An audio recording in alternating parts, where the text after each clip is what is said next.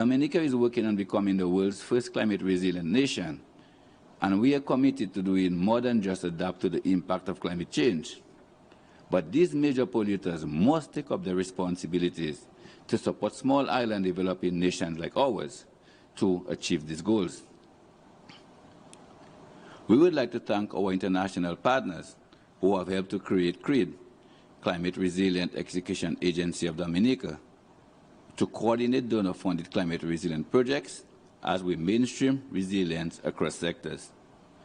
Mr. President, recently, the government of Dominica approved a comprehensive national resilience development strategy and the development of Dominica's Climate Resilience and Recovery Plan, CRRP, which further underscores government's commitment towards disaster risk reduction, resilience building at all levels, and the development of sound response and recovery mechanisms. Dominica looks forward to the renewal of discussions at COP26 in a few weeks' time, where commitments made under the Paris Agreement can be revisited and honored, especially as it relates to climate financing. This is a matter of climate justice. Dominica and other seeds are not responsible for the warming of our planet, but we are disproportionately impacted by the effect of climate change. Mr. President, one of the major contributors to climate change is the consumption of fossil fuel for the production of electricity and transportation. The importation of fossil fuel has over the years had the greatest impact on the economic vulnerability of many small island developing states. The transition of the energy sector away from fossil fuels, therefore, is central to reducing greenhouse gas emissions, building resilience to economic and climate-related events, and ultimately pursuing a sustainable development pathway.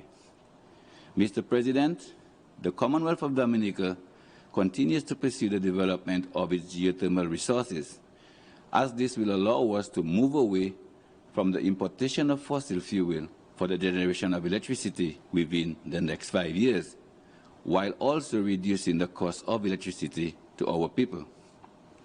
The development of geothermal energy also has had the potential to sustain clean mobility and to create a new industrial revolution powered by a cleaner and more affordable energy.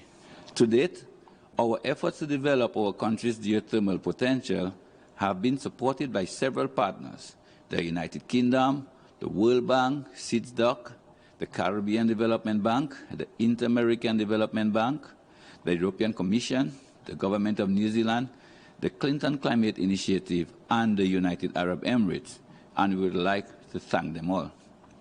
Mr. President, the plight of our brothers and sisters in the Republic of Haiti continues, much to the concern of Dominica and the rest of the Caribbean community. Over the last decade, Haiti has struggled with rising poverty levels, sustained political instability, and numerous disasters, resulting in extreme hardship for citizens of this sister Caribbean nation. Haiti is currently in the top 10 countries experiencing a food crisis. The United Nations must therefore take leadership in coordinating targeted support to the Haitian government for the benefit of the Haitian people. Excellencies, our Caribbean region also continues to call for the discontinuation of the economic, financial, and trade embargo on our brothers and sisters in the Republic of Cuba. Notwithstanding this decades-old embargo, the Republic of Cuba continues to make a positive impact on our region and the wider world, and we renew our call on the government of the United States to allow the people of Cuba to be fully integrated into the global trading system, to improve their lives, and to allow the world to continue to benefit from their tremendous contributions, especially in science and technology. Mr. President, Dominica is convinced that as a collective, we have the ability to solve all of the challenges which confront us. The extreme pace of human advancement in the 21st century has demonstrated that we have the political will and capacity to combat climate change and to develop means of production and consumption to sustain humanity, while at the same time protecting our planet. We must all recommit to playing our part to save our planet and to improve the lives of citizens worldwide, those who suffer from hunger and starvation, and others who continue to be marginalized will be pointless without peace and security. The destruction brought about by wars within and between countries continue to displace millions of people from their homes, creating unprecedented refugee crisis. Mr. President, Excellencies, distinguished delegates, the United Nations is a critical player in maintaining world peace and security, and Dominica remains committed to collaborating with the United Nations and all its agencies, as well as member states, to strengthen the mission of this noble institution.